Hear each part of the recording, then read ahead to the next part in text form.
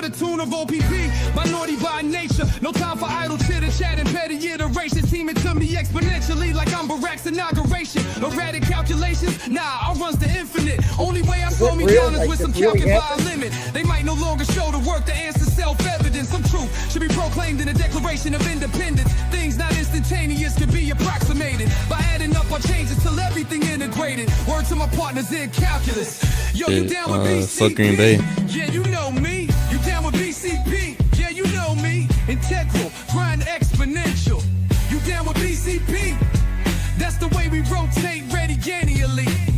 You down with BCP? Down with BCP? You down with BCP? You down with BCP? That's the way we do things limitlessly. Yeah. Down with BCP? Down with BCP? You down with BCP? You down with BCP? That's the way we do things limitlessly. Yeah. You down with BCP? Yeah, you know me. You down with BCP? Let's blow. Switch the flow. Shift the tempo. Yeah. There it is. So it's like the day after Thanksgiving and it's 2025 for real, and the Bears won 9 games this year. So I saw who tweeted it out. I think it was Rappaport. Is this all? Hold on, Foster. Hold on, Foster. Schefter and Rappaport. It's fucking real, Foster. They tweeted it out. What happened on Black Friday last year, gentlemen? Yeah, no, I you fired Eberflus. Yep. 12 months removed, and you are in second place in the NFC. Unbelievable. Fucking seed. Listen, I'm in the British Bears fan, the British Bears guy. You know, Chris, Jason, and now Dave, who does the British Bears shows, and it's really nice because you can just voice text, just like say something in the WhatsApp app, and I'm like 3rd and 4, gentlemen, you have to live in 3rd and 4. All of your best plays have to come out of 3rd and 4. If you want 3rd and 4 every time, you are. Let me finish. Write it down. No, because it's going to be another 10 minutes. Write it down. Come back to it. You want to live 10 minutes later. 4 so that you get a first down. Then you get to 3rd and 4. You get a first down. You're killing the clock. You are sucking the momentum out of the offense because they're sitting on the bench the whole time getting cold. You are wearing down the defense, and that's what they kept doing. They kept doing. I would rather average 7 yards per carry, which is exactly what you did. But then the game goes too quick, and then they're back in it. This wears them down, man. This is – I didn't have a true belief that they were going to win this game. No one did. I didn't want to flat out come out and say that they were going to lose it because something lied in between, and that was the X factor. Coaching. When you go for it, when they went for the 2-point conversion instead of just the Eagles, when they went for the 2-point conversion instead of just kicking the extra point, and then now it's a 1-score game. It's one drive. And then you have to score a 2-point conversion to win it. That, like, coaching, so all those little tiny details, they make the difference. And the Bears won this game because of those tiny details. I'm sorry to be going on a rant. We have Minister Charles Johnson. Jason's joining us. He's all jacked up. What's up, guys? Carl's crazy. I mean, just to Dan's point, is Sirianni losing football games for the most talented roster in the NFL? I think there's a problem. I'm not trying to diminish the Bears' win. Locker room. I don't think everybody gets along. It starts with A.J. Brown. It's just, let's be honest with ourselves here, right? And I don't want to diminish what the Bears did. Even if they had Ben Johnson in theory, I still think we win. It's not that they lost the game. The Bears won that game, in my opinion. Straight up. They should have won by more. That's right. You got guys slipping. You got Caleb overthrowing. A couple receivers not finishing their routes. I mean, there's 6 or 7 plays that I'm going, man, okay. If this is what I'm going to complain about this week, I'm really happy to be complaining about 6 or 7 things that are just basically bringing the right cleats and playing smart football, which we did more times than not. Do you guys remember the day we got Ben Johnson? We emphatically said that he came here because of Caleb Williams. Do you think Ben Johnson is asking Jared Goff to roll to his left, faking a handoff, and flipping his hips and throwing a touchdown to Cole Kmet? There's no way. No, we got This offense is so much more capable with that quarterback than Ben Johnson. Ben Johnson chose the Bears to fix. He's certainly not. That's how we got Ben Johnson. And what did Ben Johnson call this team in his opening presser? He called it a sleeping giant. What did Tony Gonzalez say on the Amazon postgame show here? He said, "Oh, were they fool's gold?" No, he called them a sleeping giant. The fact of the matter is, I mean, this team, if Caleb Williams can take the team, Caleb Williams can take the team as far as he can take them. Like, it's weird. It's crazy. It don't have to be all on him. That's the best part. Right, I know. And it's very evident today, right? It's not like Burrow and the Bengals where if he's not there, forget it. That's a whole different conversation. But yeah, you're spot on. It's not like that. We just did something that hadn't been done in 40 years. Well, you had 2 100-yard rushers. I don't think it's been done in 40 years. Since Peyton and Suey. Peyton Suey, and before that, Peyton Harper. I'm just... Foster, before that, just shut up, man.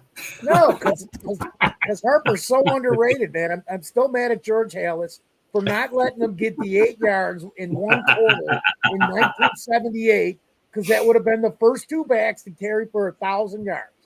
He had 992 yards. Halas didn't want to pay him the bonus. Foster, I can't believe you're hanging on to that, man.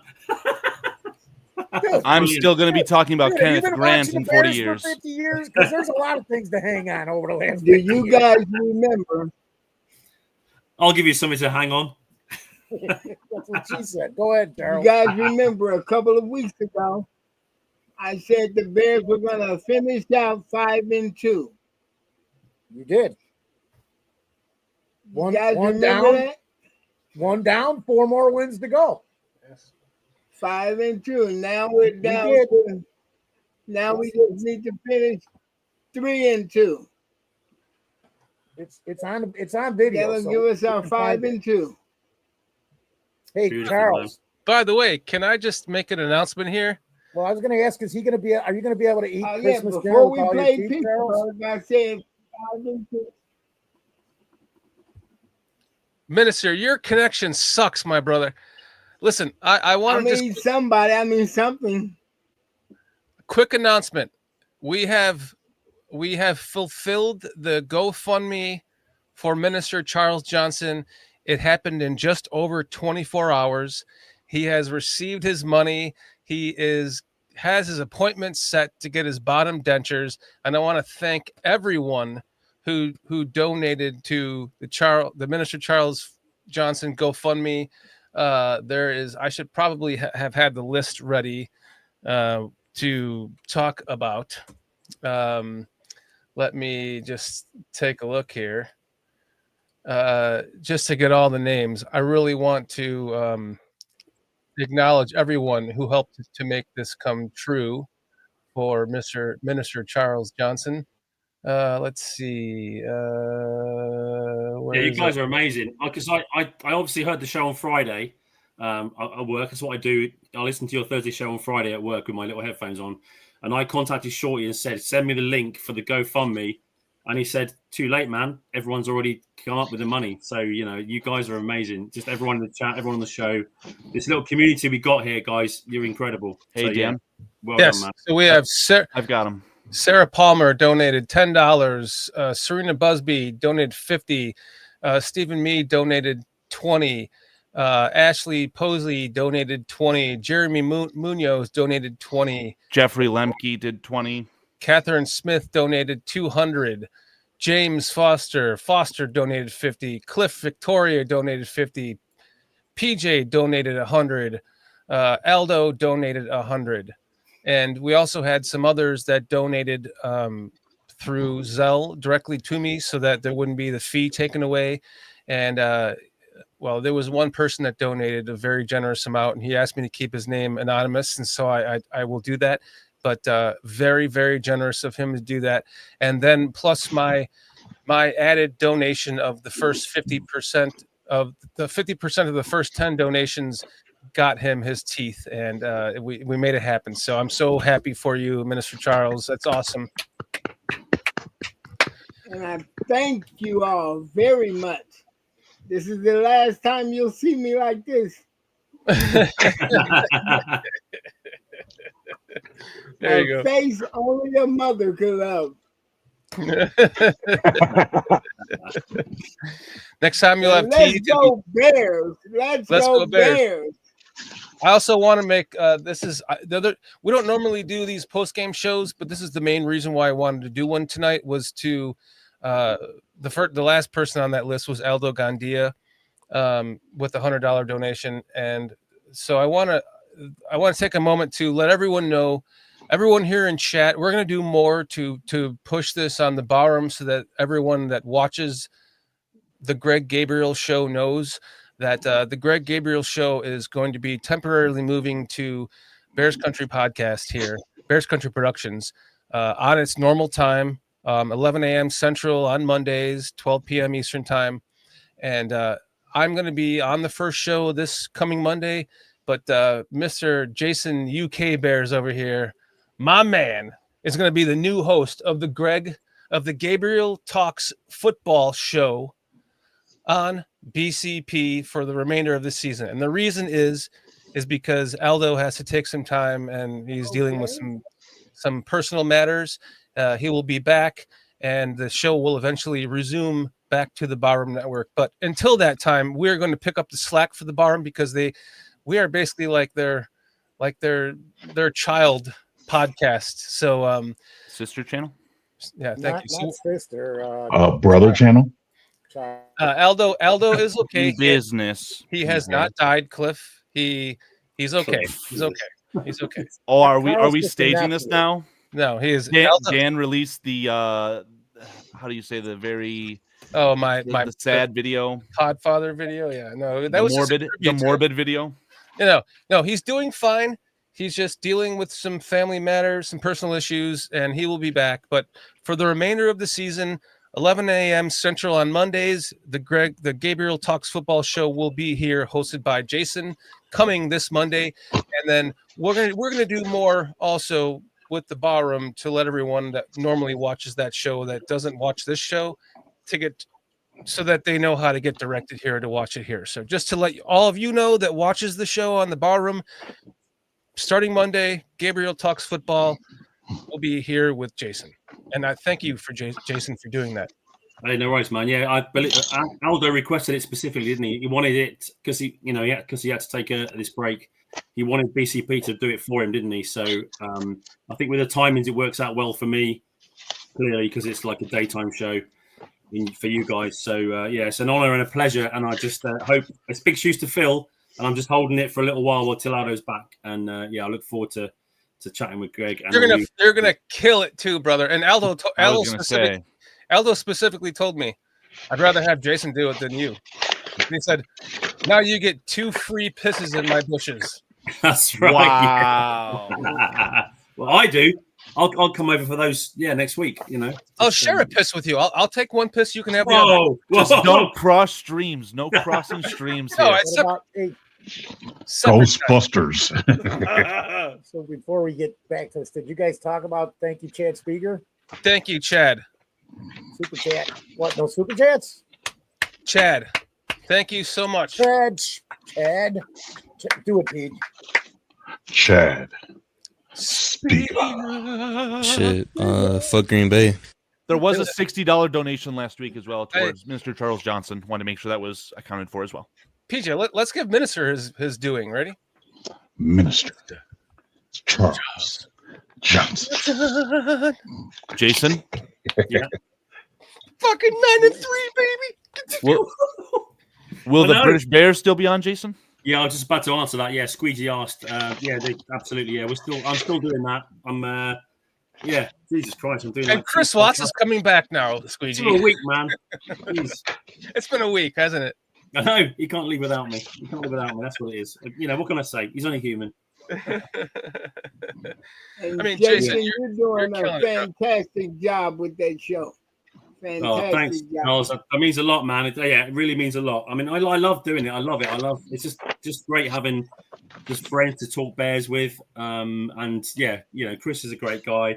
Dave is a new guy on there too. But also because so many of you fellas just join us too. So we're just trying to help grow the channel and just a place where Bears fans on this time zone can just chat live, about the Bears, and I'm loving it. And it's all thanks to you. Thanks to you, Shorty, and all you guys that support us, and all the Bears fans over here too. It's thanks to you, man. We couldn't do it without you, man. It takes you guys to do it too. It takes a village, right? Literally. Yes. Not in my neighborhood, but we won't go into that. Yeah, we know about your neighborhood, dude. What does that mean, Foster? John Wayne Gacy lives We around won't go into it. Go into it. PJ just slipped in, and I haven't had. That's what she said. Say hi to you. Does anybody remember day 3 of the draft when we were talking about Ozzie Trujillo, and I happened to say he could be our starting left tackle? Yeah, I do. Does anyone remember when Carl and was saying, nobody said Hey, crybaby. Hey, He crybaby. said maybe right The second tackle. round pick to start, crybaby. Maybe right tackle. And you got out on the right foot, right? Oh, you're getting first team reps, second week of training camp at left tackle. This is awesome. Second round pick. That's what all the other 31 teams in the NFL do. They draft talent on the second day of the NFL draft to start for your football team. Oh, he's starting? Never look back. I don't care if Ozzie Trujillo is a little bit lacking in the run game, which that was not apparent today, right? Whatever you could say about Theo Benedict, Karan Amagaji, Braxton Jones, I don't give a fucking rat's ass. It's Ozzie's job, period, until he proves that he can no longer do it. Even take the lumps. You're winning football games with him. He can only get better. Come on, boys. Fucking real, guys. This is real. This is not a one-and-done team. Yeah, what's the fucking excuse now? Oh, he didn't beat a team with a winning record. What's the fucking excuse? July, August, September, October. Yeah, what a change, Carl. Of the last 10 fucking years. Fucking excuse, Foster. It's not a one-hit wonder, guys. This is real. Well, that's to be determined. We got a coach. We've got a coaching staff. We've got a quarterback. We've got running Lucas back. got it, man. That was domination. Carl, what did you say? That's to be determined? Get the fuck out of here. Again. You guys know what's real? What's real is that offensive line and this dual rushing attack. That's what's real. The O-line and the dual running attack. That's establishing everything else offensively for this Ben Johnson offense. Where'd you go, Carl? I gotta do it. You guys just keep talking. I'm just gonna dance the rest of the fucking. Yeah, I'm down. I'm with you, mate. I just throw my pussy, darling. The Bears are 9-3, man. Actually thinking about doing fish and spaghetti. I don't want to go into a long story because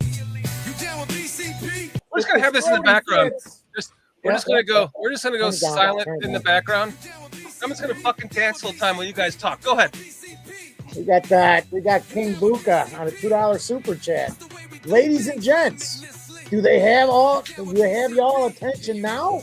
What did I say to you in our chat, Jason? I said the NFL, what did I say? The NFL has been on notice, and now you see it in the look of the Philadelphia fans. They realize the notice is here now. Yeah. Can we listen to the second most talented player in the history of the franchise yet? Let's do it. But going into the game, you don't put that type of energy, you don't put that type of pressure, you don't put that type of focus or comparisons or anything like that. You focus on being 1-0. You focus on winning the game, and however it looks, however it feels, however just focus on coming out the win. That's the most important thing. What did you see on the touchdown pass to Komet, and how tough was it to put a touch on the ball with the win? Yeah, that's the fun part about playing QB. It's dealing with conditions, and then finding ways to kind of calculate where you need to put the ball, and how much air, especially when you have such weird gust that we had today. It would be kind of no wind, and then random points would be super heavy gust, and so Cole ran a great route, and they ended up dropping them, and just kind of saw him flash. It's the play we haven't really practiced too much, just especially this week with short week and all of that. So it was something that we trusted, something we believe in ourselves as a team, as an offense, and as players. And Cole ran a great route, like I said. They kind of dropped him. Saw a defender trying to catch up to him. Just wanted to lay it out there, let the wind kind of push it back to him, and Cole made a great catch. Were you looking at him the whole way, or were you just about to consider a check down? I was about to consider the check down, and I looked up because I had space and time. There was a defender starting to chase Swift, and so I ended up looking up, and peeked up, saw Cole, and like I said, gave him a a good ball and let him go make a play. And did Ben take his shirt off? He did take his shirt off. He's a man of the people. Let's say that. Yeah. How important was this run game to this success today? And did that even surprise you? No, it's not a surprise. We got elite backs. We have an elite offensive line, and we have a elite wide receiver group that is willing to go put themselves out there and block for the betterment of the team. Even on a day where maybe we're not going to throw as much, or the conditions are affecting it a little bit, affecting the pass game and things like that. And so their willingness, especially with who they are, the type of receivers they are, where they've been drafted, and how special they are, their willingness to go out there and block.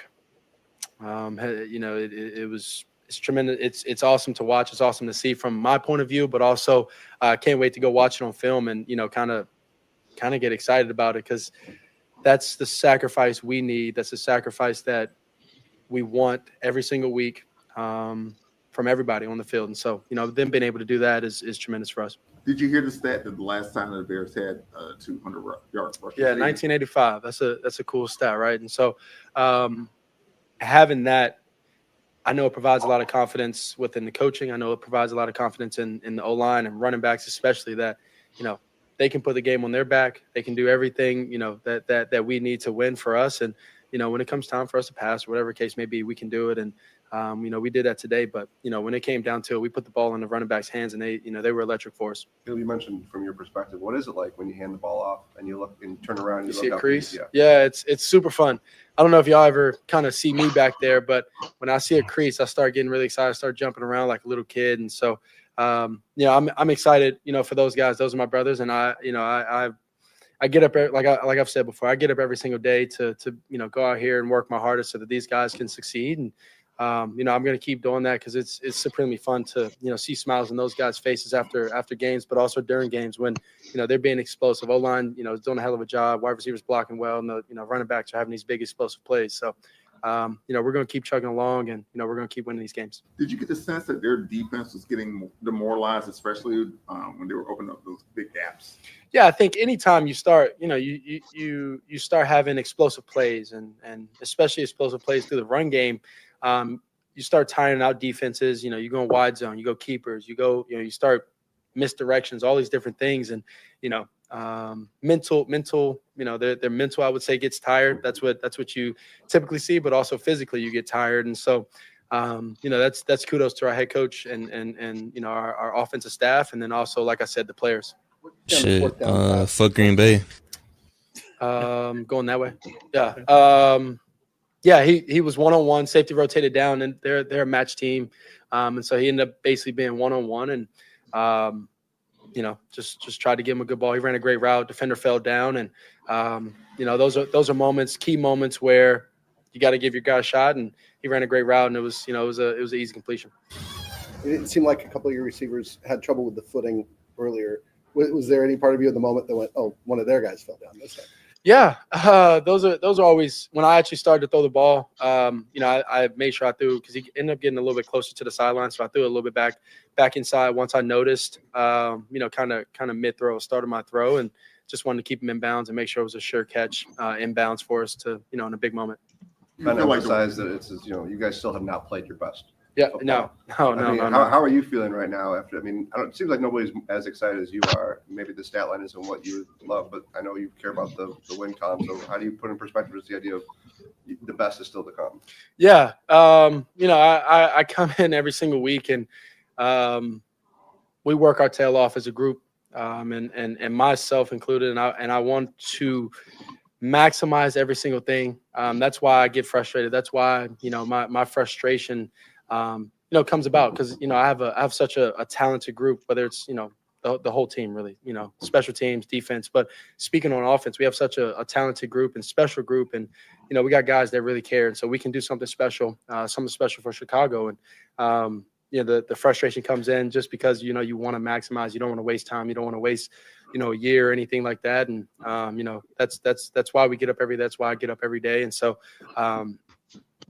we haven't hit our pinnacle yet in the sense of a team and execution on offense, and we're still winning these games, and so that's really important, and that's why I'm extremely excited. But you go watch the film and you see all these explosive plays, or you see all these small details that show up that are awesome to learn from after the game. But in the moment, you want to hit those, you want to have these moments and just hit on all cylinders. And so that's coming, and we're going to show our best ball here soon.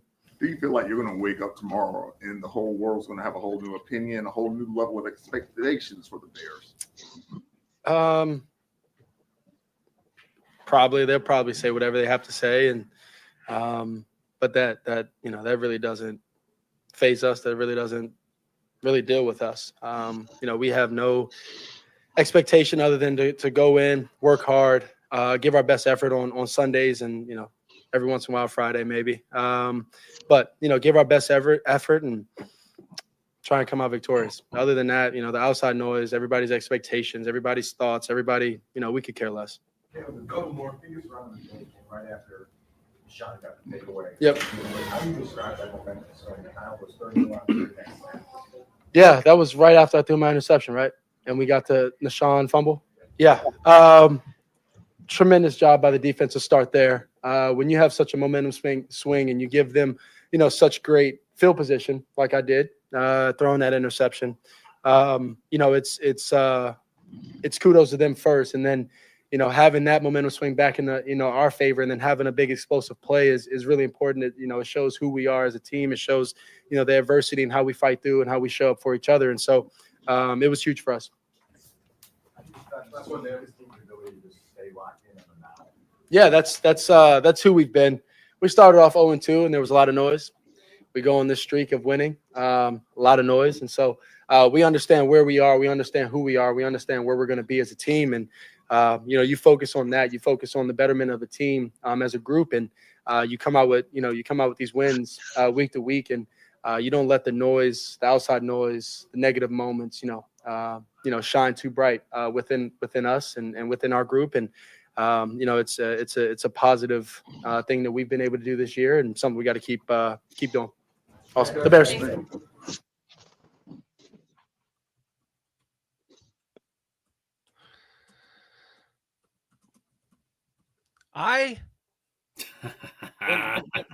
When they started talking about banning the tush push, and they had a vote on it and all this shit, to me, as a fan of the game, I was like, listen, that would be the equivalent of saying, well, Joe Montana throws too many deep balls to Jerry Rice, so we have to ban a deep pass over 40 yards. That's bullshit. No, it's apples to oranges. Stop the if you can't stop. Why is it? Because it's an illegal formation. Their guards line up in front of their center. The ball is stationary in the center's hand every time when the guards go forward. It's simply an illegal play by the definition of the rule book. Okay. It's not that, you can't stop it, right? That what you would be saying is to stop the quarterback sneak, right? Tom Brady was excellent at it. You couldn't stop that. Right, because that was a legal play. That was my point. If you're going to make that illegal, then Carl, then the T formation's illegal. No, that's also just don't start with my T formation. The T formation simply look does not look good at your enough. men in the backfield. That's the system. Never mind. Well, no, because it is true. Both of your points are true, but because it's not an illegal formation, you can't ban it just because it works. And so, and I kept saying, it's bending the rules. Just stop it. Learn how to stop that fucking play. It's a great play. Learn how to stop it. We saw the Super Bowl. They got like 5 false starts off of that play because they were just like trying to time it perfectly, and they won the game because of it. We stopped it today with what? A fucking fumble. That's how you stop it, guys. That was a strip, a dead cold strip. A lot of chatter that the fentanyl fans there, they feel like the forward progress was stopped too. So it's very, very nice to see something bounce our way for once this year. PJ, what's up? Well, that's 2 games in a row. Nothing. How you doing, PJ? Nothing. Good win. Good win. PJ wants to go 1-0 this week. I can see it in his eyes. I think that no one had us beating the Eagles. Not even the chat. PJ. Not even chat Adam that predicted Rank. us going 15-2. I think even me. I think even in my pie in the sky projection of 13-4 this year, even Right. I said we were going to lose at the Eagles, man. That was pre-season though. That was before we started getting on a roll. Yeah. So it was a good win in my opinion. It was a great win. I just want to say what a pleasure it is to be live with PJ right now. It never happens. I'm just really delighted to be here with the man PJ live with you I guys. appreciate that, Jason. Thank you, man. I appreciate it. Jason appreciates you appreciating that, PJ. Hell yeah. Not I appreciate you appreciating. Yeah. I appreciate him being appreciating, and yeah, whatever. I'm appreciative that you guys are all here, but look at the screen. Nobody has one in this game. Jason, the only loss even the chat had, or one of the two losses, was the Eagles and the Ravens. They got those two, right? That's how far we've come, boys. That's how far we've come. Wait, Look at that. who's winning right now as far as go back to that? I mean, who's winning right now is the Chicago Bears, Dan. Yeah. I'm just curious, like who had the prediction correct. Here, Shorty, we don't want them to do what I said because that means they'll lose all the rest of their games. I had them winning 9 games. Fuck, dude. Look, the chat is the closest to being correct right now. Can you believe it? What about whoa, hold there. Who's got the 12-5 there, the 11-6? Nah, I'm 1 game out now. Everyone had more losses right now to this point in this going into the Packers game than chat. Chat was correct. I'm Shorty, I'm -1. The chat is +1. Chat's so only got I'm 2. claiming this right now. You're -1, but that doesn't mean shit. You're still wrong. The chat is still wrong. The chat's still wrong 1 game. I'm wrong 1 game. Yeah. The chat can't win. Jason I think we're can. all wrong. Correct. What do I win? What's my prize? You don't win crap. You're just lucky. You gotta fucking show with Greg Gabriel, Jason. Your 3 prize is pisses to in the show bushes. Greg You got Gabriel. 2 from Aldo. Yes, Now you yeah. got a 3rd. Extra Your pisses in the bushes. You get to come to Chicagoland and piss on all those bushes. Just not That's Foster's your bush. prize, man. I just gotta fucking stand up. I'm just gonna dance. No Diddy. I'm just gonna dance to nothing. I don't need music right now. No, you don't. Fuck music. I'll just dance. 9-3. Who's music? Someone we need to know about? Second seed. Is it really called a dance? The way they ran the ball, and I really I think Cliff mentions it. You notice how much Monangai was involved in today at the right times. What's the carry statistics? I'm pretty sure they were dead split. Here, we got an he important piece of news here. had more carries. Shorty, did you see your phone? Vernon texted you. Yes, I said that. Okay. Now, I already brought that up, Vernon. Do we want to watch this? Because I think I want to watch this. Oh yeah, hell yeah, we do. I saw all this. I already watched all this. And his it's hilarious. Yes. That's Dan. That's Dan right there. POV yeah. Dan Shortino. Hot dogs all around. Free hot dogs.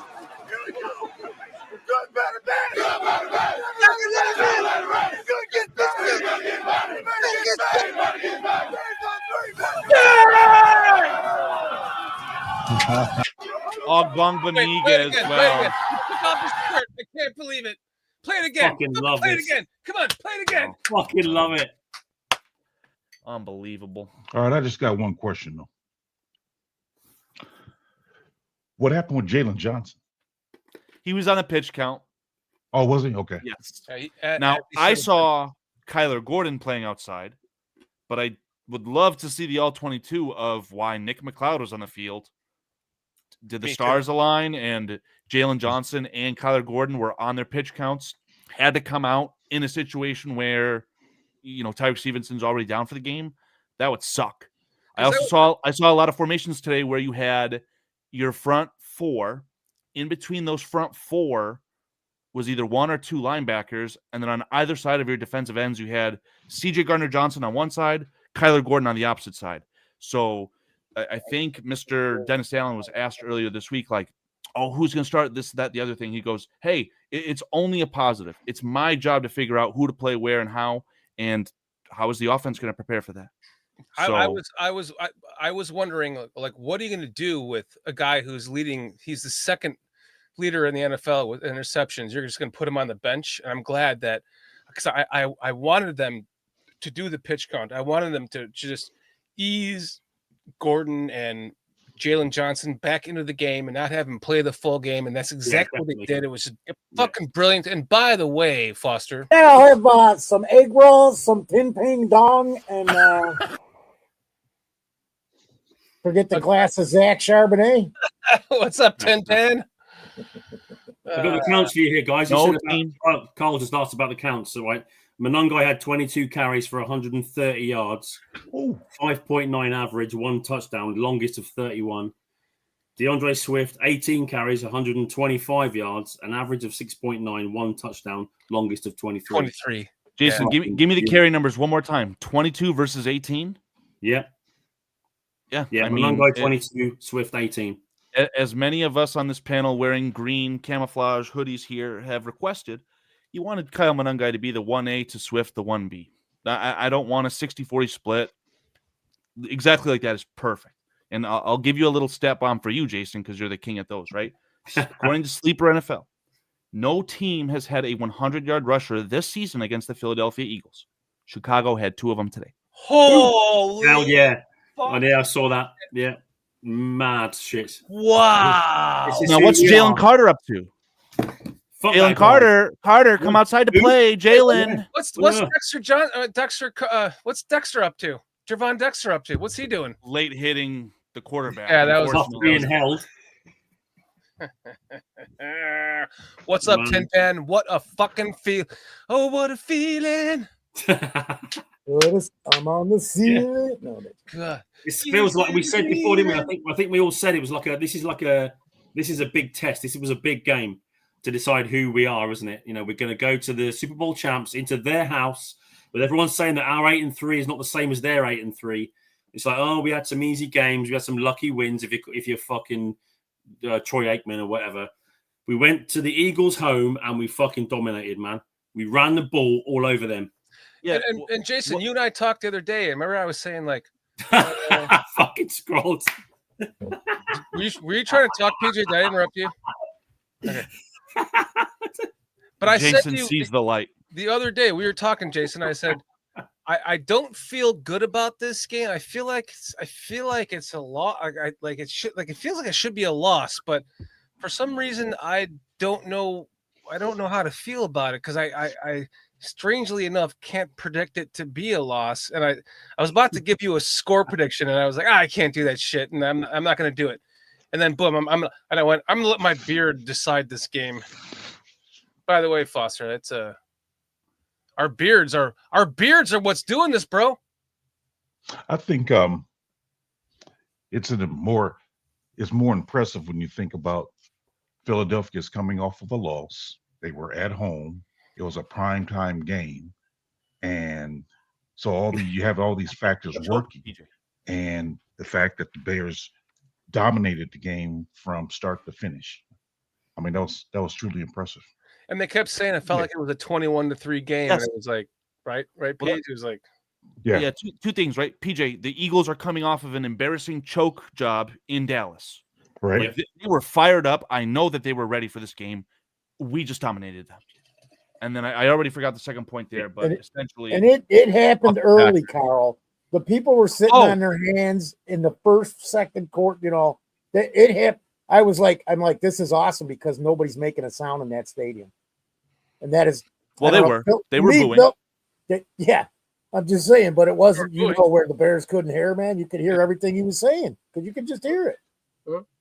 And Philadelphia is usually, they're, to me, in all sports, they've got the roughest, strangest fans I've ever seen in all of sports. They booed Santa Claus, right? All these things. What? I'm pretty sure they're famous for booing Santa Claus. They are just, let alone insane. Abusing fentanyl. Yeah, I mean, I was very perplexed with the BS on social media in relation to the alliance. What fucking alliance is there between the Bears and the Eagles? Well, the alliance was that we beat all of their division rivals, and they beat all of our division rivals. Well, there's a new alliance. It's going to be the Cowboys beating Detroit next week, sending Detroit to the shitter without any playoff berth. Sorry, Jared Goff. And the Cowboys will go to the playoffs. And when we get to that point when we're talking about seeding, I don't want to play the Cowboys in the playoffs. I'd rather play the Cowboys than the. I would rather play Seattle or whatever the 6th seed is going to be. No, I don't want to play Seattle. Oh no, I do. No, I don't. Okay. I'd rather play the Cowboys because we beat the Cowboys when we played. The Cowboys are not the same, Dallas, my friend. Sorry, Philadelphia. Yeah, no, it's a whole Cowboys new are not team. the same at all when we played them. Yeah, they have a defense now, guys. I'm just yeah, saying. but when we play the Cowboys at home, we traditionally win. I just think that's Minister BS. is back. What's up, Minister? George Pickens just playing like a man This ain't possessed. the Bears. This is next generation Bears that we've never seen. Doesn't matter who you play, man. Right? Throw it all out the window now. It means nothing. Yeah. I would accept that comment after the results against Green Bay. Let's see what we do against Green Bay. If you sweep those guys, now you're talking about the first overall seed, which today was the first domino, right? I mean, if we would have talked last week during our last show, not even positive you make it into the playoffs. Now you're positively going to the playoffs. Now we're talking about seeding. The way this thing is ramping up is insane to me, guys. I mentioned it in our chat, didn't I, Shorty, this when we were watching the game. I'm starting to get vibes of like, can you imagine if we steal the first seed, end up playing the Rams at Soldier Field in the snow in the playoffs? I'm up for that. That's shades of history, that is, man. Yep. 100% down with that. Yeah. Like, so if the Rams lose tomorrow or on Sunday, yeah, what does that mean for the seeding? Does it? Then it becomes NFC, doesn't it? It's about your Right. games in the So NFC. I don't know how many NFC games we won compared to them. We beat all of the NFC East, didn't we? All 4 of those guys. I'll try and search that up. It's a weird tiebreaker. Yeah, it's just a mess. But I know the Rams lost one game to the 49ers. By Monday, we could possibly be the number 1 seed if we Let's just be happy with the damn win. No, well, we'd be tied. I have a strange feeling that the Bears don't have the tiebreakers, but I'll try and figure that out. It doesn't matter. Exactly. Let's worry about it next week. Let's go fuck the fucking Packers. I said it to PJ 30 minutes ago. Got to go 1-0 this week. We're not going to know anything really about the tiebreakers till we get closer to the end of the season because if you look at the top teams and who they played, you got to go through the rest of those interdivision and conference games. There's too many left. Hey guys, the Bears just can't lose any more NFC games. What does Minister have to say? What about that magic word identity? I think the Bears have found theirs. I think what do you're you right. guys think about that? What is that, my friend? Hard work, start to finish. If you start finishing, dedication, teamwork. It's all about us as one body, one unit, working together to achieve a common goal. I think that's what the Bears' identity is. If we start it, we'll finish it by any means necessary. I think their identity is starting to be built as I remember, Jason, I texted you like the Bears boys, all the British Bears in me is like, don't even pass the ball one more time during this game. Just run it down their fucking throats. They cannot stop it. Tell them where you're going. Hey, we're going left. We're going right. Stop it. They couldn't stop it, man. They just could not stop it. It's so crazy to see what's going on right now with this team because the identity is kind of the foundation of it is being built over the course of time, and you kind of don't even know what to peg it as because the identity really is becoming the head coach and what he is doing to every game that makes a difference. I also think it's down to Dennis Allen too, though. It's like I know that with the injuries we've had on defense, which are ludicrous, with the kind of philosophy on the D is we may give up some yards and some points, but we're going to make a play. We are going to make a play that will change the game. So whether it's pulling the ball out on a tush push or picking off interceptions again, which we are leading the league by a mile, aren't we? I think it's that we're going to make a play. The D are going to make a play, and offense going to run the ball, and we just love it. Yeah, yeah. Cliff is saying that Diaz is great. He is doing. I think Dennis Allen is doing an incredible job with the defense. Fantastic job. Yeah. And the scroll says the Bears have 6 NFC wins. The Rams only have 4. So if the Rams lose on Sunday, they win number 1 seed. Holy shit! Number 1 seed. And we only have 1 game against the AFC remaining, correct? Because we're Packers, Cleveland, Packers again, 49ers. 49ers. Lions. Yeah. So in theory, in our hands. Take the North, never give it back. If we take the yeah. NFC, or the first overall seed, you could in theory never give it back. Yeah, I'm down with that. I think for the first time in years, the Bears and the team's entirety believe in themselves and trust themselves.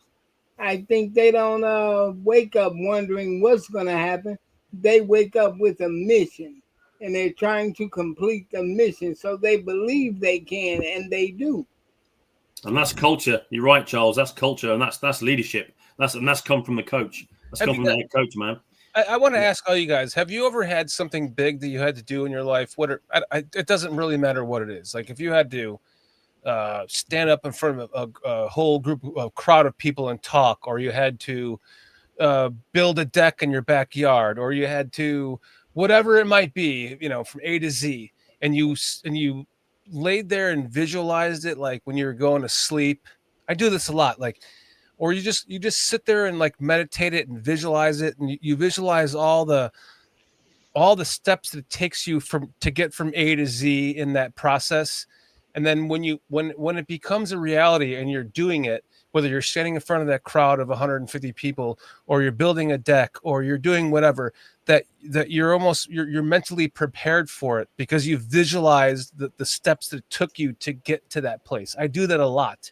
And I see that happening with this team. Like even Caleb says himself that he visualizes it. You see him sitting on the sideline, just taking deep breaths with his eyes closed. He's like, he knows the moment's coming up where he's going to have to go back and, drive him down the field to win the game.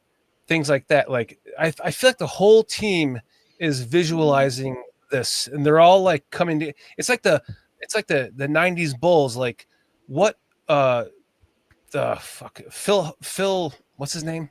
Jesus Christ. I'm so Phil old. McCafferty. Phil Jackson. Phil Jackson. Thank you. When Phil Jackson preached like a meditative state to his team, and it worked. It worked. I feel like this entire team is kind of taking that step where it's almost like they're seeing the future. They're visualizing it. They're seeing it. It's becoming a reality. Let's let Gardner Johnson elaborate on that. You said on the way in the locker room, you told everybody they were going to fold. Why'd you feel that way? Because I've been here before. You only wear black uniforms to feel confident. So, like I told the guys, this is one of those where you got to come in and really put your ears back and really go play ball. It's going to be a physical game, short week, and it's about who will be the most physical team, and we came out and showed it today. Any conversation of belief starts with Gardner Johnson. And this guy has really helped transform things. To pick a guy up off the street like that, right? That adds that element to your team. That adds that belief, that element that you needed, that you were almost kind of missing before. Like it's so astounding how it's happening for this team. It's almost divine. Now, PJ, I think PJ's taking exception to those comments. I want to hear what he has to say about that. About what? Gardner Johnson there, that clip. You almost scoffed at that. No, I mean, I think I was listening to him saying that by Philadelphia wearing their black uniforms, that showed that they were really confident that's when they wear their black uniforms. I'm thinking that after a short week, Bears decided to play a physical game. Most teams tend not to want to play a physical game after a short week because it's harder on your team. Because just like, if I play physical, guys already sore, haven't fully recovered, so let's go easy. Ben Johnson decides to do the opposite. And I'm loving the way my gun guy is hitting the hole quick. as I said in our text during the game, I'm really liking Ben Johnson in the way he's calling plays, the way he's coaching. I'm really impressed with it. I really can't say enough good things about the way he's calling it. Granted, we don't always execute to perfection, which is fine because we're still growing. But what I'm seeing out of him, I am really, really liking from a head coach. Yeah, I don't know of a Bears offensive coordinator, anyone calling plays for the Chicago Bears who would decide, hey, my goal is to have both of my running backs have 20 plus carries, roughly, right? 18 to 22, and each run for 100 yards. That is mind-blowing stuff. Crazy, Yeah. man. Okay. And Impressive. I think with the Gardner Johnson pickup as well is that if you put him into last year's team, it's not the same thing. I think that's a massive difference, you know. With He would be like a cancer multiplier, Jason. I think that it would accelerate things to the point where, like Thomas, who's the guy we praised for a little tiny bit, Thomas Brown, guys like that, even these nice guys like that, they would just totally be eradicated. But between Ben Johnson, you effectively have two head coaches, Ben Johnson and Dennis Allen. What Ben Johnson is by name, Dennis Allen has by experience. Combine that with the literally star-studded cast of position coaches between Antoine Randall, Al Harris, this, that, and the other, Dan Rochar. I mean, Dan Rochar even got on the broadcast today. If your offensive line coach is getting screen time, you are doing something right on offense, man. Hell yeah, man. Exactly. Yeah. You're right. It's an absolute all-star cast of coaching, isn't it? It's just an absolute perfect setup to have an offensive head coach calling your plays, designing your plays, a defensive coordinator who knows his stuff, so experienced. He was not going to get another head coaching gig because he failed at the last one. Well, hold your tongue. If they keep winning, getting turnovers, and doing things like this, I mean, Dennis Allen's going to be right back in the mix. And I'll be honest, at a surface level, without knowing too much, looking at the list of head coaching candidates available in this cycle, they all suck.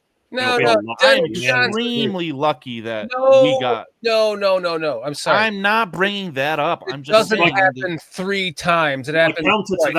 My counter to that though is that I think that Dennis Allen is so bought into this with Ben Johnson. I think he's so bought in that I don't think he'd leave. I think from his locker room speech when he got the game ball, he's been a head coach twice. Jeff Schwartz is up for coaching consideration, Dan. These things happen. If you got no one else, who cares?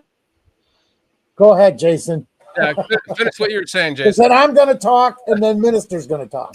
Okay, I'm just saying that I think that Cole makes a good point. There's some there'll be some vacancies up, and the people that are available are maybe not the best. But ultimately, I think, especially watching DA's speech in the locker room when he got the game ball, I think he's so kind of like built into this culture now. I think he loves being here so much with what he's doing. Imagine how he feels about when he gets all his players back, if the defense is healthy, what he can do. Imagine how much fun, how much he will get out of this and being part of a winning culture. With Ben Johnson, if we're just destroying teams like the Eagles in their own home, how much he will stay. I really do think that if he was to get an offer, it would have to be the most insane offer for him to leave now. I think he loves being here. I think he loves what he's building, and I think they feel together with his coaching team that they're building something special, and they want to be a part of it all the way to the end. I'm done. Nobody takes a third coaching job, right? This we'll get back to that.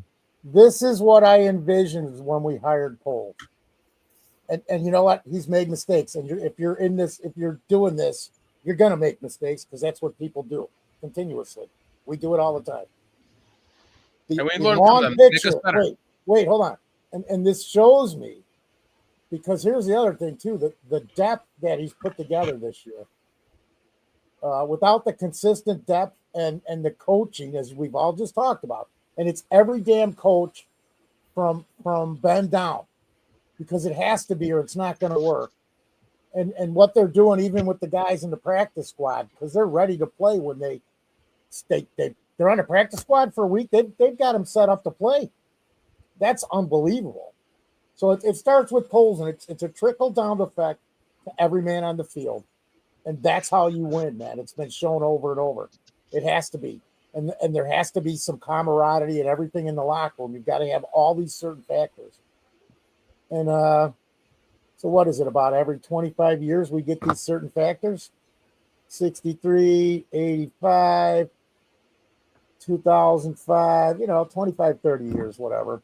It's about 20, 22 I'm just years. saying, but this feels different than any of them. Yeah.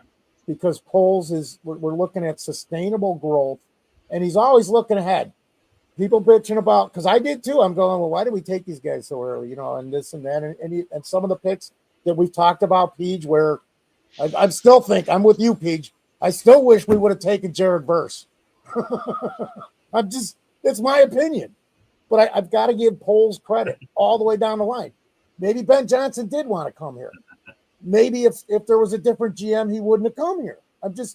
It has to all fall into place, and it is. That's the remarkable part. The offensive line, the defense. The Bears. Go ahead, right Charlie. now, You know what I'm saying, are, brother. They're conducting themselves as a team whose coaches have them prepared to play a game of football. It looks like the coaches have looked at every little part, every intricate detail, and said, I'm going to put together a team. And that's who the Bears are playing like. The only thing that concerns me is that at times Caleb looks as if he's playing a second or two ahead of the play with his throws. It's as if he's got the ball and going before it's even snapped. It appears that that's the way his mind is working. But that'll come together.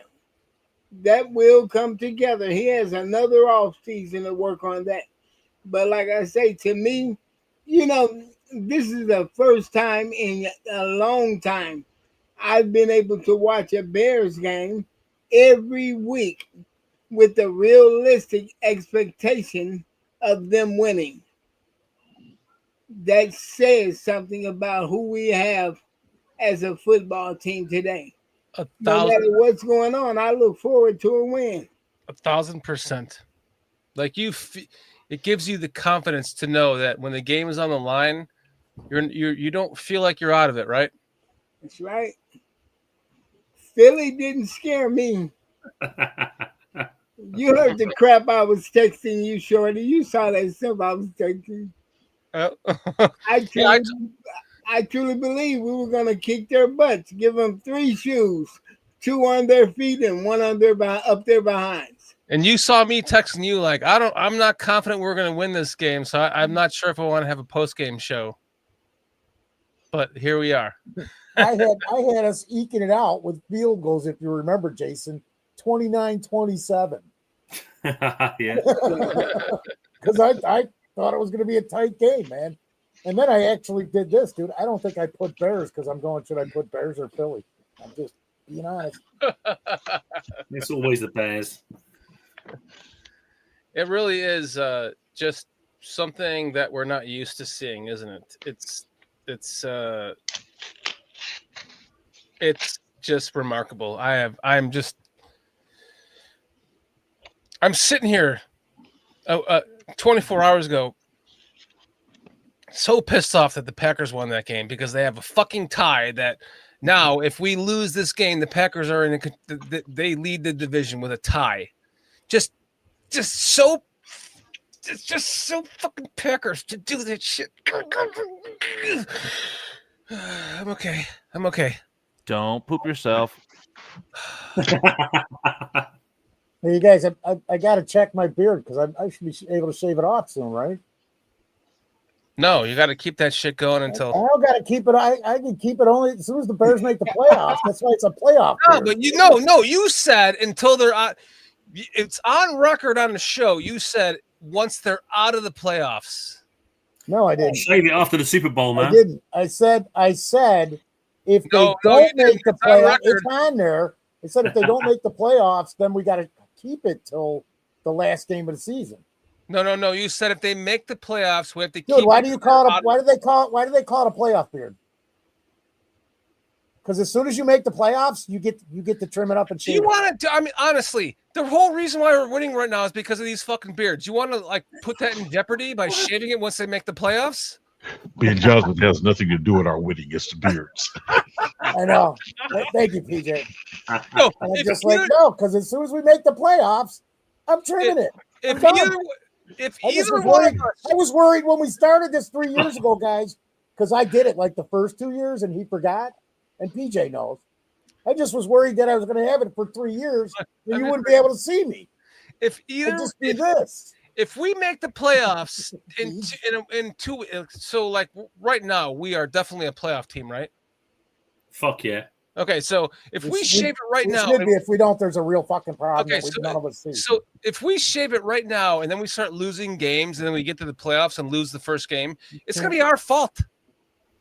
If it's going to be your fault if you shave it first, it's going to be my fault if I shave it first. So let's not either one of us do it. We got to keep it going. You keep that beard. You keep that beard till we won the Super Bowl, dude, boys. So I'm supposed to just magically change the rule? No, it's on record. You said it on a show. No, I didn't. You go back and look, because I never said that. You did say that. You said no. We got to keep it going until they are out of the playoffs, and I agreed with you. Like, and we said now I got to go look because you said all the way. We said all the way down to the Super Bowl. You're like, yes. If it goes all the way to the Super Bowl, then we shave this shit. Don't do it. I'm not doing it. No, I did not because I kept saying this is my last year. I can't take it. I can't take it. But this is they the better year. make the playoffs soon. I don't want them to not make it. This is the year. Don't do it. Don't jeopardize it. We're doing it together. Listen, we are the. Where's my scissors? I'll cut it off right now. We are the reason why they're winning. $5,000 in gold. Embrace it. Tickets to the band. I don't know. Everybody send Foster your credit cards right now, or that beard is gonna get it. Foster, just Foster, just stroke it. Just stroke it. Whoa! That's going on the No kidding. No kidding. DJ, where's my gun, man? Where's the gun at? I need something. What the? Oh, I know. All right, I'm not shaving either. I'm with you guys. I'm not shaving. Look at Minister. He's got. I need a bag of money, Charles. Get me a bag of money, or I'm flaming it off. Hey, I can't help you, my friend. I can make you a good meal, but I can't give you any money. All right, that's good enough. I'll take it. Hey, you guys know you spend $20 at Portillo's, they give you a free sandwich for this Bears win. Ah, nice. I'm heading over. Unlike unlike what is it? Where they gave away a free hot dog? Jason, Uber Eats. Yeah. Don't fucking touch that beard, Foster. I'm gonna blame you if they lose a game, especially a playoff game. Telling you, man, right now. That's it. I'm not doing it. Right now. I'm gonna burn this shit off. I don't care if I got to go in an ambulance to the hospital. Set fire to his face live on the internet. Done with this crap. Wait, let me take the hat off. Don't want to burn the hat. My daughter got me this for Christmas and said, "The Bears. This is last." It's a nice hat. She goes, "This year the Bears are going to win." But I didn't take the tag off of it because I'm like, all right. I'll just keep the hat instead of the beard, Shorty. That was this year? Well, last Christmas. 2024. We were already done for, if you remember. So she meant 2025. 2025. Okay. I do want to give a shout out to the offensive line. They have been playing really well. Oh yeah, they really have. I mean, thinking that today, man. After last year giving up 68 sacks, and this year looking like they need to have at least 3 players making the Pro Bowl. At least. So yes, very, very, very big improvement. I like their run blocking. I like their pass blocking. I'm really impressed with it. So yeah, I mean Caleb Williams deserves a lot of credit for improving the sack numbers as well, but I don't think it's to do with Ozzie per se, because it's an overall effort, in my opinion. I thought Benedict looked pretty decent too when he was out there. As far as Caleb, dead horse. Caleb does a great job of setting up his blocks on pass blocking to where a guy has a certain angle on him. He'll fake a certain way, then dip back out to give the offensive lineman a better angle to block. So it's an overall effort, but I am impressed with the offensive line, and I want to acknowledge them and let them know, man, just say that, hey, I'm impressed. As much as I talked bad about them last year, I got to give them the credit this year. I thought they were has been playing really well this year. And the year before, Peach, we talked bad about him, and the year before. Here's some more BS. Yes, Dan. Carl, Yes, Dan. an hour IOL. Carl, an hour and 4 minutes in. Just take the clip where PJ says, I think Caleb does a great job, and then just end it there. That's it. Then just put that into the audio. I have a feeling, and PJ can let me know if I'm correct. I don't think that PJ wants that.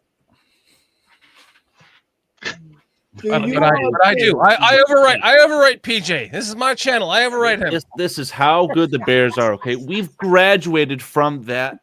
It was a dumpster fire. That conversation is a dumpster fire. It is over. That dumpster fire is filled with water, and now we're talking about a whole new thing, right? The dumpster's outside. We're in the house. We're in the playoff house. Fine, I'll do it myself then. Yeah. Do you all think that Caleb is slowly earning that title generational? To where 5 to 7 years from now, you can look back and possibly 5 to 7 years from now, you can look back and see his progress and say he was a generational talent. No. To answer your question, yes, it's already happened because he is a generational Bears quarterback. He's broken all the records. Bad. To this point in any Bears quarterback fucking career, he has broken every single fucking record. All right, now and then you just rebuttal. What does that mean in the grand scheme? Tell him, PJ. Well, the reality is, oh fuck, when you're talking generational, that's like once in a generation, once every 20 years. I'm not here to crap on Caleb because again, we're winning. But if you look at numbers and the numbers he's putting out, suggest that he's generational? I would say not, but I don't want to take away from that. That's what I'm saying. I'm not trying to take away from what we're doing. What we're doing as a team, I'm really enjoying, I'm really liking. But to say that our quarterback has been playing lights out and generational, he hasn't. I mean, let's be honest about it. PJ, do you remember my argument? His ceiling's so high, though, PJ. He could do it all. I'm just saying, PJ. The potential there. I'm not saying he's at it. I'm not saying he's at his ceiling.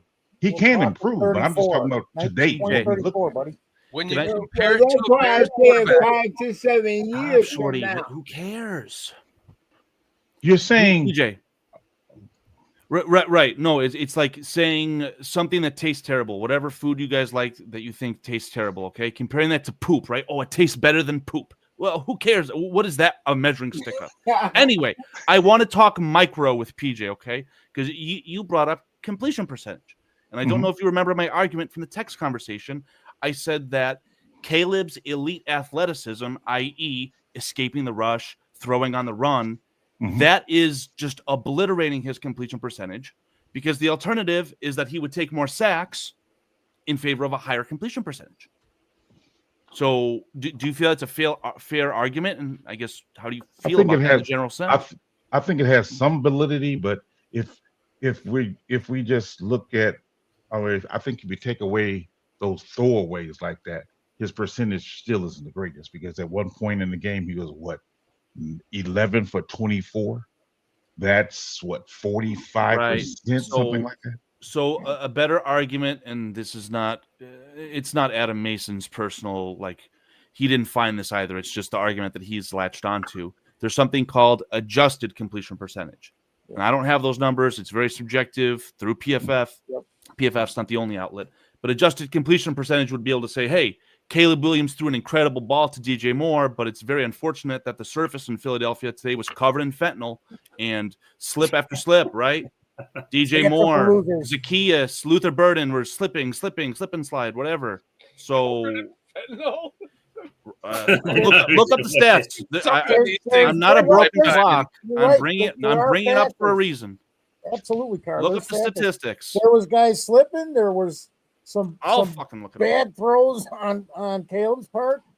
There was inconsistency in a route or two. Guy should have ran a little more, a little different angle. So there's other stuff involved, but first year of a new system for a second-year quarterback. So I don't see any reason why he won't be generational, but I can't say that today. Oh, I never got a chance to answer Minister Charles Johnson. And again, not an original thought from me. I'm going to highlight what I think Aldo Gandia is one of the first people to say, right? Caleb Williams was never a generational quarterback. A generational quarterback is Andrew Luck. Caleb Williams is a generational talent. There is a difference. Both equate to taking the player first overall. Any other 31 teams. What is my obsession with fentanyl? Don't tempt me with a good time, Mikey. Yeah.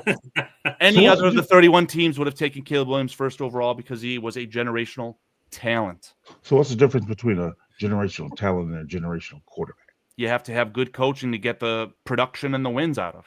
Ask Matt Eberflus and ask Ben Johnson. I think it's very evident, right? Matt Eberflus, bad. Could not get the wins for Caleb Williams. He was not a good coach. So you're saying that Andrew Luck was generational quarterback because he had good coaching? The coaching obviously played a part into him becoming a generational quarterback. And I'm pretty sure Harbaugh is related to that. Isn't that the truth? At Stanford? Yes, no, maybe so. I can't remember. All that to say, though, he put it together quicker, PJ. Well, I know he had Chuck Pagano as his head coach in Indy as well. So no, I'm talking about college at Stanford. I'm pretty sure Jim Harbaugh was the head coach at Stanford when Andrew Luck was coming out of college. I think it was Shaw, wasn't it? No, it was. I think he was the offensive coordinator. It was Harbaugh. You are correct. Okay. So, but Andrew Luck was hyped for 3 freaking years. Yeah, but Andrew Luck retired fucking after 4 seasons. Like, who gives a fuck? That's Irsay's fault for not getting a generational protection, because man. They let him get generational. beat. Oh, you don't want to have that conversation. 4 years. You don't want to have that conversation. Now, see, I might get kicked off the show for this. I think Caleb. Yeah, you're out of here, Miss Minister. What the fuck? Whoa, what the hell? Hang on, what the hell's going on?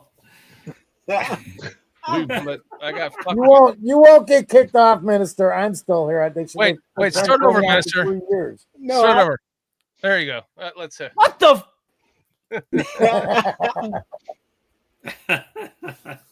No, I was just saying. I don't think Caleb is a generational talent. I think he has the potential to be a great quarterback. That's why I use that measuring stick of 5 to 7 years. I think Caleb can be one of the best quarterbacks we've seen on the football field as long as consistent, good coaching stays around him, and as long as he's open mentally to consistently learn. He can be great. Generational, to me, comes out to the gate making a statement. Okay, let me propose this question. And his health, Minister. That's a key too. Right. Let me. How do I keep him off? Let me propose this question to everyone on this. Everyone on this panel, everyone in chat. Here's the main question. Name me the last quarterback who has put up these stats after a year and 3 quarters. Being drafted. We drafted any quarterback. We drafted a quarterback. Doesn't matter where we drafted him. The first pick, the 72nd pick, doesn't matter. Name me a quarterback right now who has done anything close to what Caleb has done from game 1 until right now. I don't know. And the Chicago Bears? On the Chicago Bears, yes. Jay Cutler? Nope, he wasn't drafted by them. Oh, why does that immediately exclude them? Jay Cutler in his first year threw 20 fucking 6 interceptions. He's not even part of the conversation, dude. Even if you wanted to include trades or free agent signings, it doesn't matter. Name me one quarterback that we drafted, signed, trade for that has put up these numbers after game 1 to now. At what is that? Kyle Orton, Jack Concannon. Kyle Orton, not even fucking close. Jack Concannon. Nothing comes close. Therefore, he is generational. He is a generational Bears quarterback. Okay, he is not only generational. He is far beyond generational. He is institutional. Hey, Peach. Yes, sir. What about was it 70 or 71, 72? When did they have that great start and then just blow it? 71? Oh, I They were can't killing remember that one. I ain't gonna lie to you. I'm not gonna. My thing is this. I mean, what stats are you talking about? Are you talking about his stats or his winning percentage? Well, Pete, I think Dan's talking about the fact that the Chicago Bears have never had a 4,000-yard passer. So when you compare to all of your Bears quarterbacks, there is no comparison. They've always all sucked. I'm talking about every stat. I'm talking about touchdown to interception ratio. I'm talking about games won. I'm talking about fucking this and this and that. Just go down the line.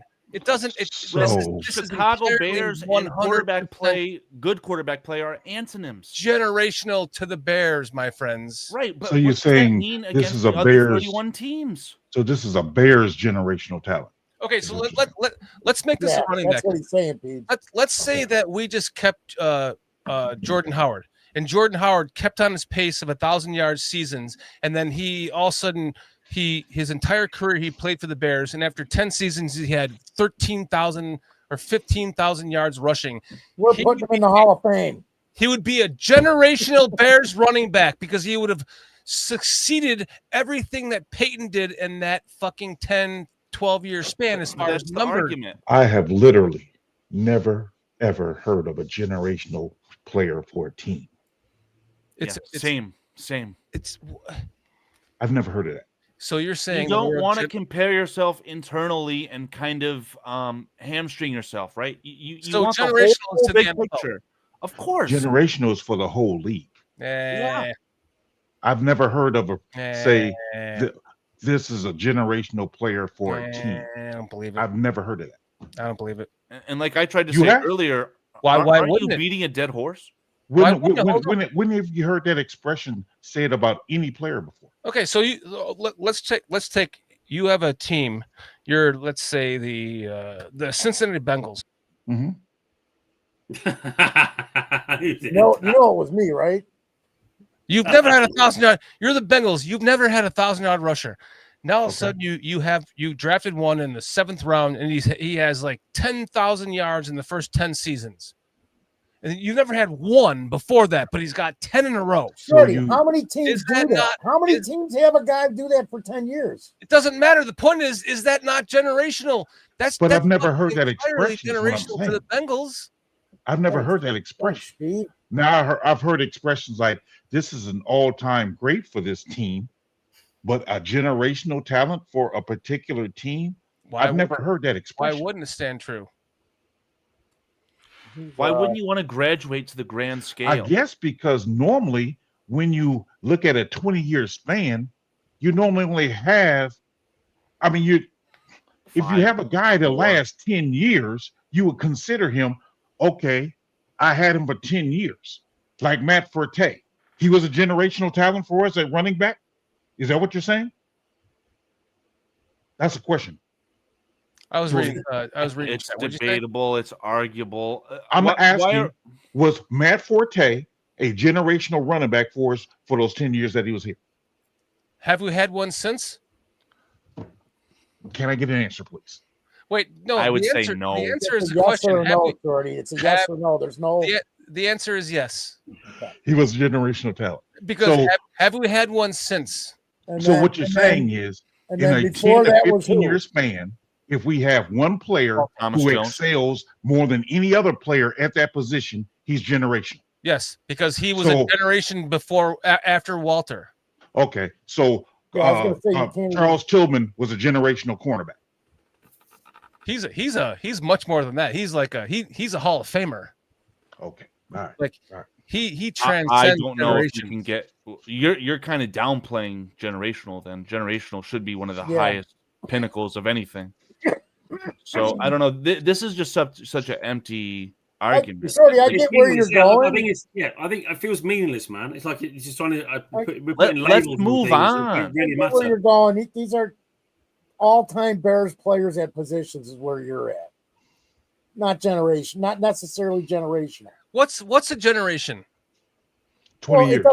It doesn't matter if you could a playing career like 10, they 15, would overlap, 20 but it's a 15, 20-year span. Yeah. It's really Actually, I think now they consider it 10 years these days. When was the I like last that. running back that we had before Walter that could do what Matt Forte did? Gale Sayers. Yeah, No, Gale Sayers the by last far. one before Walter Gale Sayers before Walter. or after Walter. No, it would be Matt Forte. It would be a Forte. generational running back. It would take another. nobody Why else wasn't Matt Forte drafted in the top 5? He had a generational run for the team. He is. That's what I'm telling you. There's no such thing as a generational player for a team. This is a weird, empty argument. If it's all circling back to how good Caleb Williams is, we've graduated.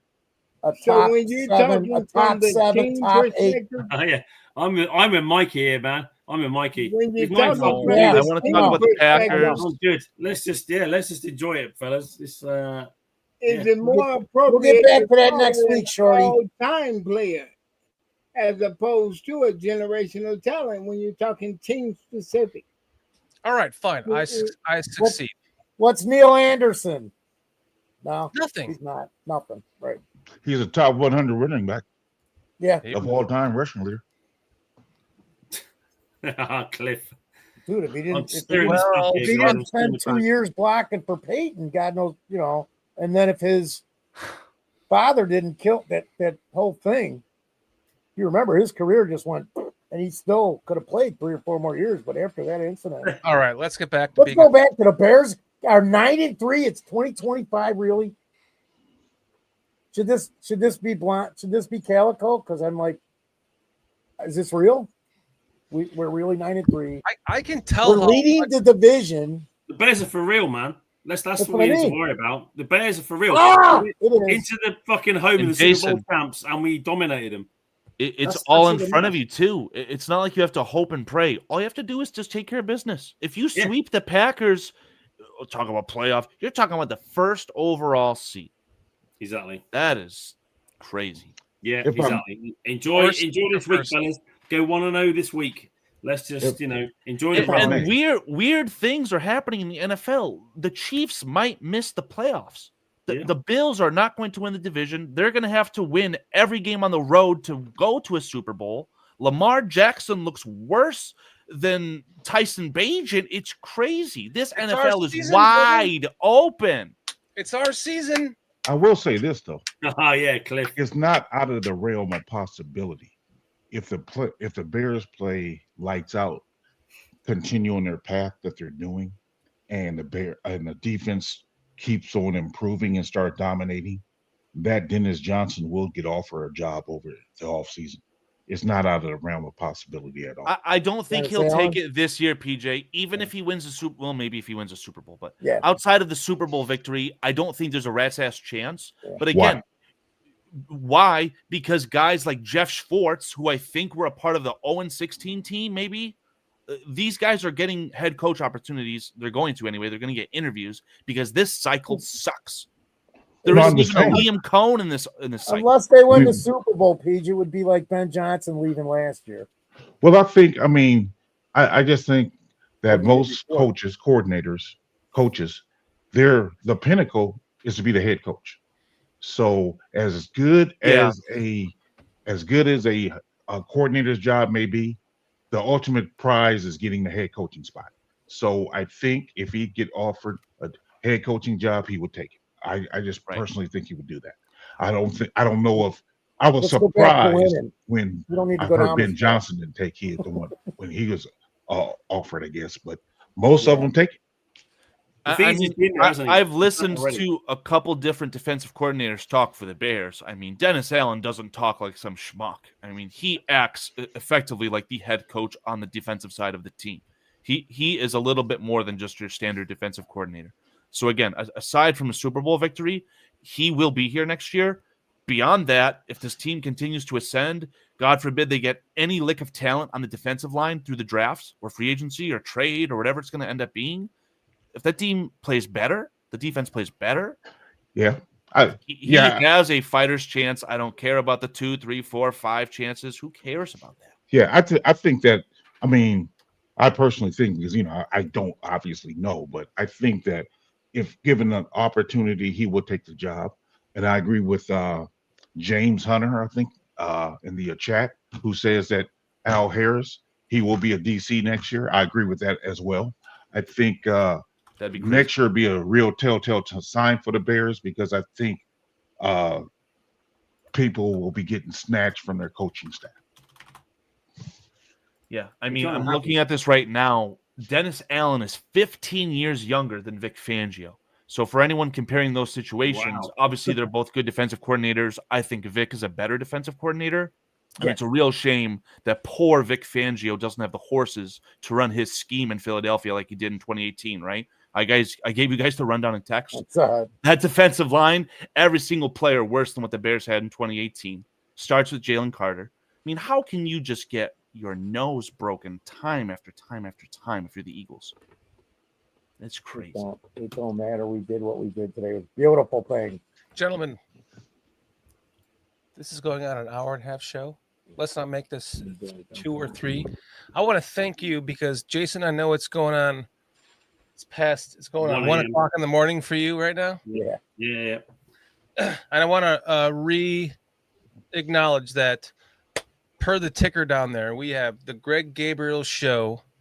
The Greg Gabriel Talks Football is going to be aired on BCP for the foreseeable future until Aldo is done with his family stuff and he can come back to the show. And in the meantime, you will be able to find the Gabriel Talks Football Show on BCP with Jason as the host. And I will be joining Jason and Greg this Monday. We're going to kind of kick it off and hand it over to Jason. Jason, you're gonna do a fucking fantastic job. I cannot wait to see you like with Greg Abel with your questions and stuff and your analytics and your stat bombs and stuff. It's gonna be impressive, my friend. I'll save the stat bombs till Tuesday. That's the stat bombs are the British Bears thing. You know? That's the British Bears, but yeah. Jason, can I offer Jason some public advice? Something that I've noticed a trend for Mr. Greg Gabriel. Please do. If he cuts you off, let him. Aldo's the master at letting Greg cut him off. Yep. Don't poke the bear. And Greg Gabriel has an anger streak in him like I've never seen in a human. And here's the other thing. Don't let him be pissed off. And don't pay too much attention to the chat other than pulling them up, on the show. Ask for questions. Don't acknowledge. I'll probably be sitting there, so if you need me to just take the chat, I'll do it, or get your questions together, or whatever. We'll give it a go. We'll try. We got say big shoes to fill. But yeah, we'll give it a go. Great to chat with Greg. And yeah, I know that you love to acknowledge chat. Like you're so great at it. It's like one of your best things is talking to chat, and like especially when funny stuff comes up, just make sure that you put that aside, save it, as a starred chat. Keep your questions for the end of the show, and then you can pull them up for Greg because just Greg's gonna run this shit and just let him. Right? So try and keep him on the straight and narrow, but he's going to ping pong. He's if he's going to cut you off, I've noticed that, and Aldo's so fantastic at like that is what they show is so awesome, is because I think they understand each other very well.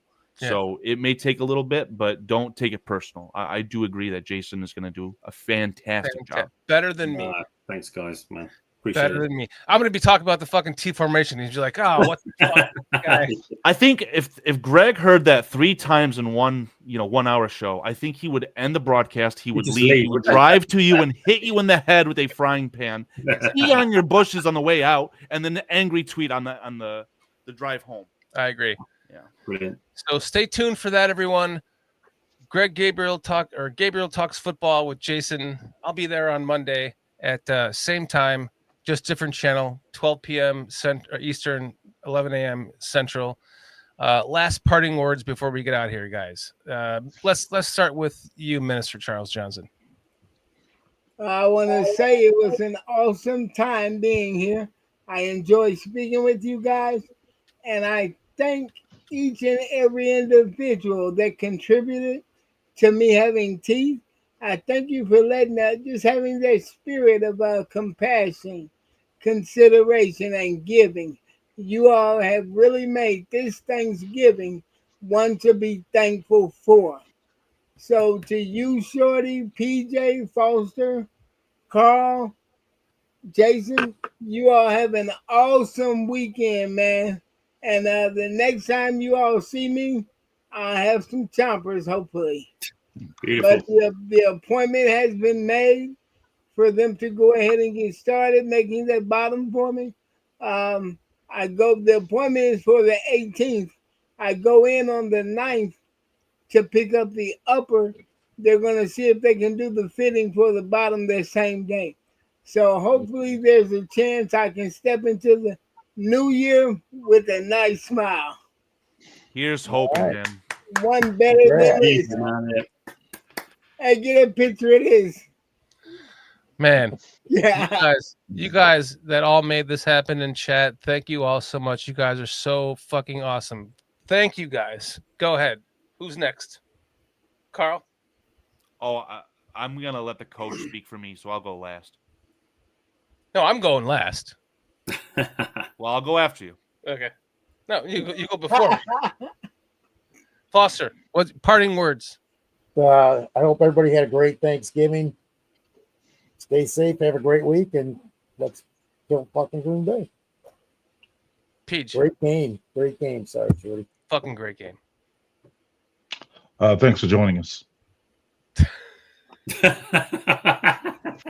PJ's the Bill Belichick of Bears Country Productions. Well, we're on to Green Bay. We got to get 1-0 this week, and we're going to get to work. Everybody wants the last word, so hey, thanks for joining us. Carl, go ahead. Take the stage, my friend. Hell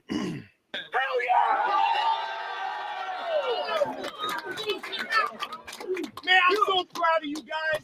We took a short week. You took no shortcuts. We talked about the team that made more mistakes is going to lose that game. You guys didn't do it. You played your best ball for 60 minutes. Well done. Well done. Well done. All right, hey, there's a number of performances here that we got to talk about, but I'm only going to give out 2 game balls right now, all right? Give me the first one. Listen, this guy really should have had it for the last 3 weeks, and I've been wrong. I've been wrong, all right? But Shawnee, talk about turning the game. You're playing football. An interesting choice there. Finally. Man, I appreciate all y'all. The organization, polls, everybody that allowed me to come here and do what I do best. And I appreciate y'all. I love y'all. You're a ball player, boy. Ball player. And like KG said, this only matter from this point forward. So let's keep it going. Oh yeah. Keep going, man. We got a couple backs that ran their asses off today.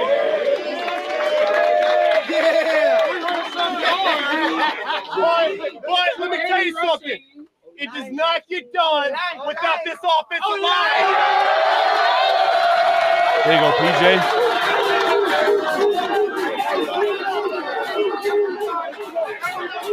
Finally.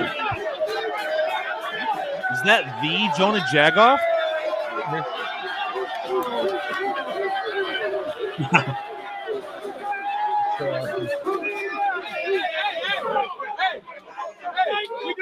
Yo, man. Let's try to put it on our back. That's how we want it. Hey. Let's enjoy this one, man. Let's get ready. On Green Bay. Let's do it. Hold on.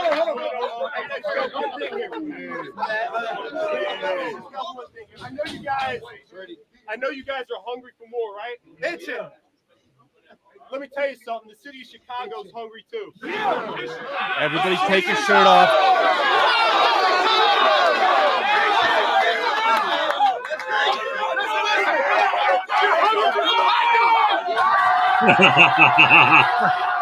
Fucking love it. Everybody take your tops off.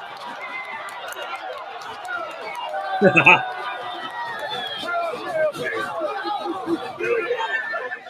better, man. Never let it run. It's gonna get better. It better get better. Bears on 3. 1, 2, 3.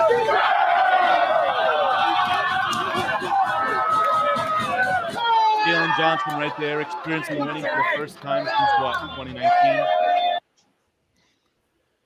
Beautiful. A final word on top of that, Minister Charles Johnson. We got a football game on Saturday, huh? He's a baller, man. I hate him. Yes, though. sir. Like, Michigan guy. I can't stand him, man. Fuck Ohio State. Well, I'm going to end this by saying, first off, fuck Green Bay. Fuck Green Bay. Shit. Fuck Green Bay. And fuck Green Bay. Shit. Fuck Green Bay. Their fucking tie that just keeps them hanging around. Fuck these assholes. Next week, this is ours, man. This is ours, my friends. Fuck Green Bay. And after next week, we're going to have complete control of this division, complete control of the NFC East, or NFC North, I should say. NFC, sorry. And that's because I think the Rams are going to lose Sunday. And we're going to have control of the fucking NFC. And then by next week, fuck Green Bay comes along, we beat fuck Green Bay. Can I present in a scenario to you? No. So December 7th at 3:25. The game already has been flexed, okay? Mm-hmm. You go into Lambeau Field, you beat the Packers. It was a TBD game. No, I think it was noon. No. All the rest of our games were noon o'clock, and it got bumped up to 3:25. 3 TBD games. This was one of them.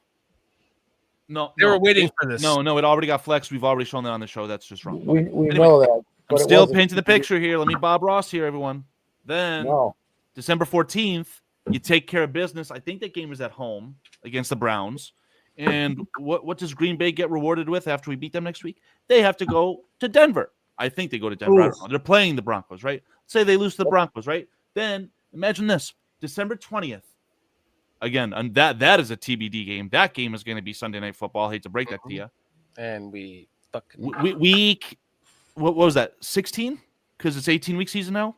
Week 16 at Soldier Field to win the division. Wouldn't that be something? Jason, you could be right with your 13-3 prediction. Green Bay, right, Beach? I want to end this fucking show, which is a rare post-game Bears show that we don't normally do, but we wanted to do this to promote the Greg Gabriel show, which is going to be now on BCP on Monday. That's the only reason why we did this. I promise you that. I want to end this shit on this. Good, better, best. Good, better, best. Never let it rest. Never let it. Come on, guys. Never let it rest. Till your good gets better. Till your good gets better. And your better gets best. And your better gets best. Bear down on 3. 1, 2, 3. Bear down. Down. Down. Are we actually ending it? Can You're I, supposed to end No, the show on that. You failure of a producer. Well, you forgot one key ingredient. Shit. Fuck Green Bay. What's up, Torian? Nice to see you, man. Good, better, best. Never let it rest till your good gets better and your better gets best. Bear the fuck down. We'll see you on Monday with the Greg Gabriel show on Bears Country Podcast, and then the British Bears show on Tuesday at 3 p.m. Central, and then of course us next Thursday at 9 p.m. Love you guys, every one of you in chat. You know who you are. Thank you guys so much. Bear down. Bears. Bears. Bears. I hate the Packers. Fuck the Packers. We BCP, we BCP.